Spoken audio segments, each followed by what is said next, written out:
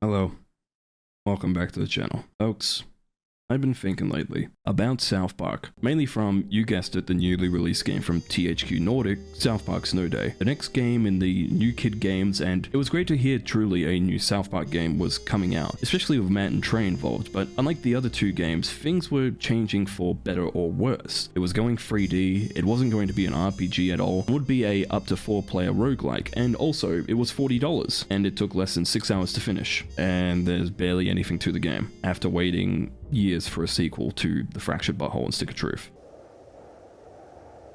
Let's talk about Snow Day. This isn't going to be like my usual reviews where I've been given the game an epic intro and going through the parts of it in parts, but mainly just wanted to sit down and chat about this game, sort of like I did last year with Jedi Survivor. And I know what you're thinking. Liam, the game just came out. What do you mean you finally finished Snow Day? Well, the reason I say that, humble viewer, is because of a bump in the road I had with this game. During my first 2 hours of the game I was playing, I kept myself motivated to keep going, just push through and see what I thought until I got to the 2-hour mark, and wasn't feeling it and decided to instead leave the video idea behind for a review and play something else, South Park The Stick of Truth, which I feel a lot of people did when the game came out, either because they played Snow Day and wanted to be reminded of the better days, or they didn't play Snow Day and saw the reaction to it and thought about playing it to be reminded of the better days. And I was of course the first one. Stick of Truth was by the amazing Obsidian Entertainment, behind such amazing games like Outer Worlds, Grounded, Pentiment, KOTOR 2, the Pillars series, and a little indie game called Fallout New Vegas? I don't know, don't think anyone's played that, whatever it is. Doesn't seem like the type of game that would get an Amazon TV show.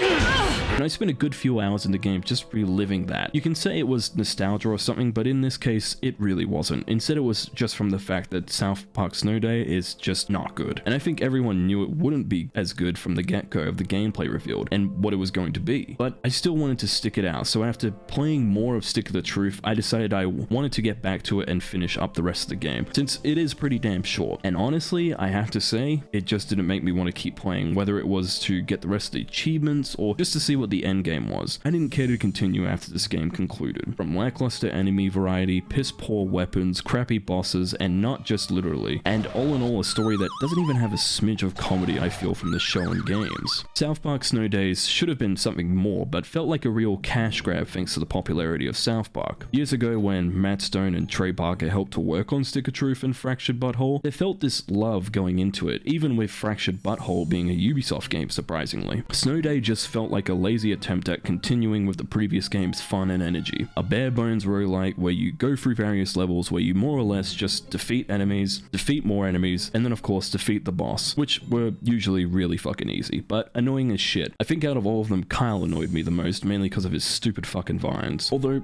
one other thing I actually want to bring up with one of the bosses is the second to last boss, Cartman. While I was fighting him, his health was still halfway, and him and his decoys were nowhere in the boss area, and it just all of a sudden cuts abruptly to having defeated him. And just like that, even though he's supposed to be the second to last boss in the game, I had just fucking defeated him that easily. I thought I had died at some point, but no, it just cuts straight to the cutscene where I beat him, and that's that.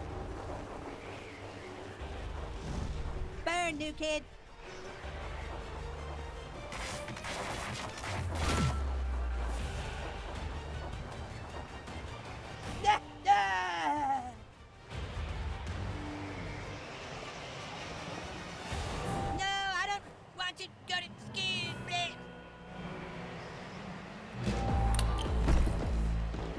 It's been over 7 years since Fractured Butthole, and they couldn't even keep the bosses from glitching out and dying. Christ. Another thing that I want to bring up is the terrible audio, music, and enemy chatter. Not only is there barely any different enemy chatter, but the audio is so horrid. I was playing with headphones throughout, and things just felt off. It's not my headphones firstly, but it had horrible audio delay and just abrupt music cuts that always felt awkward. Like I was just fighting, and even if there was still an enemy on the map, the music would just cut like it was trying to make you feel some sort of emotion. Like when you're chasing this South Park enemy, you're supposed to feel like in that moment in Battlefield 1, the two soldiers aim at each other, then lowering their weapons. I like to think South Park Snow Day took notes from that rivetingly emotional scene and just went, let's try and do that for South Park Snow Day. Either that or they couldn't make a proper fucking game. Anyways, we're a few minutes into the review. I should probably talk about what the plot of this game is going to be. You and the kids of South Park have to figure out who set up this massive snowstorm that's hit South Park and find a way to also stop it since it's killed people and really fucked up the town. So for each of the 5 5 levels, it's the next step into investigating further into who did this. Carmen has you go to beat up Kyle, who may be the reason behind the snowstorm, but that's not true, and so you go to beat up Stan, who kicks your ass, and so you decide to beat up Princess Kenny instead. And then you go through beating up Stan, who had nothing to do with it, until you realize the main villain behind the snowstorm was Mr. Hanky, which the one thing I do love about this game is how they're not separated from the story ongoing with South Park, just like with the Stick of Truth and Fractured Butthole. Like I said with Stick of Truth, Snow Day brings up from a few seasons ago when the town of South Park kicked Mr. Hanky out of town for his drunkenness and tweets online. So when you go to finally stop Mr. Hanky, the kids decide to forgive him, and Mr. Hanky can make it a snow day any day they want after, which is their way of saying you can keep replaying the vibrant, barely random generated levels over and over again.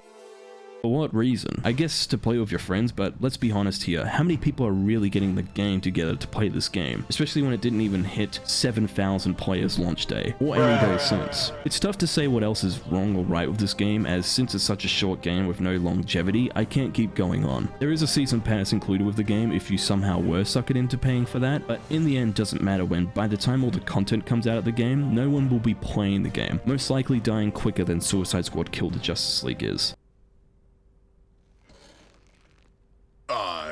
2024 has been off to a great start for me with games already, but with this coming out of nowhere and being piss poor, especially knowing the quality that's been put into South Park games before, this really stinks. And to have this come out after 2 great games before it really is a shame. I just hope that they decide to take another swing at a South Park game, but back to the stuff people love. It may not have as much of Trey and Matt's involvement in it, since they're so damn busy, what with the $900 million deal with Paramount for more seasons and movies, bringing back Casa Bonita, and then also doing a movie with Kendrick Lamar, which I'm very interested to see what that is like. But I have my fingers crossed that South Park Snow Day just gets its season pass sorted and any content they want to add into the game, and whoever next after THQ wants to take a swing at it goes, okay, we're gonna do a new South Park game, but more of this and a lot less of this. And in the end, folks, that really just sums up how I felt about this game. Sorry it wasn't as done up as my usual reviews, but man, this was just a real wet fart for me that I just looked at the script for this and just instead hit record and left a few lines in just to be like, okay, I gotta talk about these things at least in the video. Just like I did with Jedi Survivor, but at least that game was still great, but just broken. Anyways, guys, I hope you all enjoyed this video on South Park Snow Day. Apologies that it wasn't my usual quality when it comes to videos, but man, oh man, this game was a real drain for me. There were a good couple times I thought about just going no, but I continued on. I need to get back to a good game again soon, as it's felt like ages on this channel I've talked about one, but soon enough I'm sure, hopefully. Anyways everyone, thank you all so much for watching, and I also want to say thank you for subscribing. We just recently hit over 600 subscribers, which is actually insane, and I truly appreciate it. I promise the next videos will be on something better than this game, but until then, thank you all so much for watching, it's appreciated.